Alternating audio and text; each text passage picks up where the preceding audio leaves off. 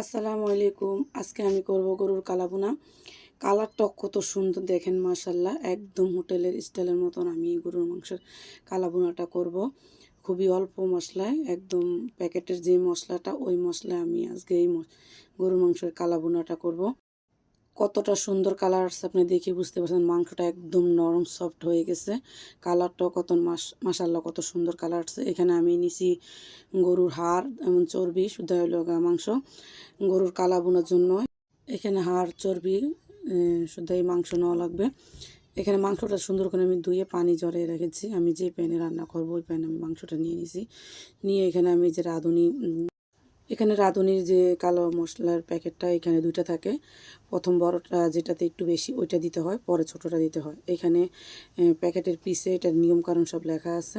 আপনারা চাইলে ওই নিয়মকানুন অনুযায়ী রান্না করে নিতে পারেন। এখানে আমি কিছু গোটা মশলা নিয়ে নিছি। কালো এলাচ, সাদা এলাচ, গোলমরিচ, লবঙ্গ, তেজপাতা, দারুচিনি নিয়ে এটা এক সাইডে রেখেছি। দেখে আমি এখানে মাংসের ভিতরে সম্পূর্ণ মশলাটা দিয়ে দিছি। পুরো মশলাটা দেওয়ার পরে এখানে দিয়েছি আমি পেঁয়াজ, তারপরে পেঁয়াজ বেরেস্তা, আদা রসুন বাটা, পরিমাণ মতো লবণ আর সরিষার তেল দিয়ে খুব সুন্দরভাবে মাখা জাখা করে নিছি। যে শুকনা যে মশলাটা ছিল সেই মশলাটা দিয়ে এখানে 1 কাপ পানি দিয়ে দিছি। পানি দিয়ে চুলায় বসাই দিছি। ফিরে আসলাম আধা ঘন্টা পর। চুলার হিটটা একদমই লোতে রাখতে হবে। এই পর্যায়ে লোতে রাখলে এটার ভিতর থেকে অনেক পানি বের হয়।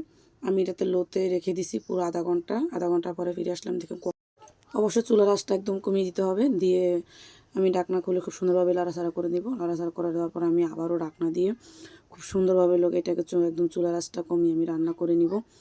এই পর্যায়ে যে পানিটা উঠছে আমার এই পানিতে এটা সিদ্ধ হয় না, কারণ আমার মাংসটা হলো কোরবানির মাংস।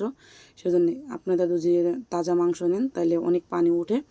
এইখানে আমি খুব সুন্দরভাবে লাড়াচাড়া করে নিব। আবারও লাড়াচাড়া করে একদম পানিটা একদম যখন এক পর্যায়ে শুকিয়ে আসবে এই পর্যায়ে আমি এখানে গরম পানি অ্যাড করে দিব। অবশ্যই এটাতে গরম পানি দিবেন, ঠান্ডা পানি দেওয়া যাবে না। আমি এখানে গরম পানি দিয়ে দিছি। গরম পানি দিয়ে লাড়াচাড়া করে আমি খুব সুন্দরভাবে এটাকে ঢাকনা দিয়ে রেখে দিব। চুলার আঁচটা অবশ্যই কমিয়ে দিবেন। চুলার আঁচটা পর্যায়ে কমিয়ে দিলে মাংসটা খুব তাড়াতাড়ি সিদ্ধ হয়ে যাবে। আমি আবারও অনেকক্ষণ পরে ফিরে আসলাম। ফিরে এসে আমি খুব সুন্দরভাবে লাড়াচাড়া করে দিচ্ছি।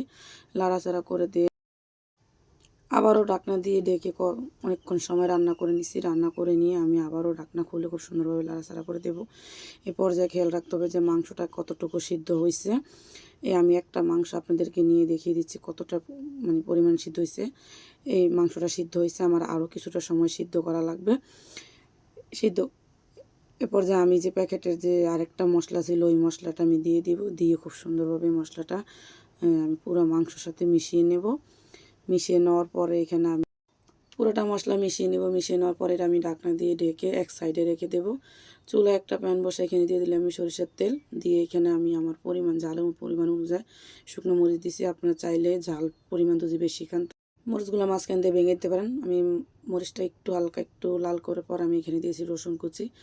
রসুনটাও একটু লাড়াচাড়া করে এখানে দিয়েছি আমি পেঁয়াজ কুচি। দিয়ে খুব সুন্দরভাবে এটাকে একদম লাড়াচাড়া অনবরত লাড়তে হবে। লাড়াচাড়া করে এটাকে একদম বেরেস্তা করে নিতে হবে। বেরেস্তা করা হয়ে গেলে আমি এটা নামিয়ে নিব। আমি মাংসর যে হাঁড়িটা এটা আমি বসিয়ে দেব। বসিয়ে দিয়ে এটা সাথে সাথে আমি যে বাগারের জন্য জিনিসটা রেডি করছি পেঁয়াজ বেরেস্তা এটা দিয়ে আমি খুব সুন্দরভাবে লগে ঢাকনা দিয়ে ডেকে দিব, যাতে এটার যে গ্যারানটা এটা যাতে গ্যারানটা যাতে বের হয়ে না যায়। তো আমি কিছুক্ষণ পরে ঢাকনা খুলে আমি খুব সুন্দরভাবে লাড়াচাড়া করে এটা মিশিয়ে নেব। রান্না তো অনেকভাবে অনেকজনে করে। কালা ভুনার ক্ষেত্রে কি হয়, বাগার দেওয়ার পরে আস্তে আস্তে অল্প আছে এটাকে একদম কালো কালো করে নিতে হয়। আমি এই পর্যায়টাকে খুব আস্তে আস্তে আস্তে আগুন দিয়ে অনবরত এটাকে লাড়তে হবে। এটা রেখে কোথাও যাওয়া যাবে না, তাহলে নিচে মশলাটা পুরো তিতো হয়ে যাবে। এ পর্যায়ে আমি এটাকে আস্তে আস্তে আগুনের প্রায় 15 থেকে 20 মিনিটের মতো আমি আস্তে আস্তে অল্প আছে এটাকে রান্না করে নিছি। একদম অনবরত লাড়াচাড়া করে নিছি যাতে এটা পুড়ে না যায়। যখন আমার একদম রান্নাটা কিছুটা হয়ে আসবে, ঝোলটা একদম শুকিয়ে আসবে, তখন এই পর্যায়ে আমি এখানে পেঁয়াজের পাপড়ি দিয়ে দিছি। পেঁয়াজের পাপড়ি দিয়ে খুব সুন্দরভাবে লাড়াচাড়া করে নেব। আমি পেঁয়াজের পাপড়িটা একদম খুব সিদ্ধ করব না। আপনি দেখেই বুঝতে পারবেন যে এটার গায়ে কোনো এক প্রকারের পানি বা ঝোল বলেন নাই। একদম তেলের ভিতরে একদম আমি আরও কয়েক মিনিট রান্না করে চুলার আঁচটা আমি বন্ধ করেছি। দেখেন কতটা সুন্দর হয়েছে কালারটা, একদম কালো ভুনা কালো। আমার আজকের ভিডিওটা ভালো লাগলে অবশ্যই লাইক শেয়ার কমেন্ট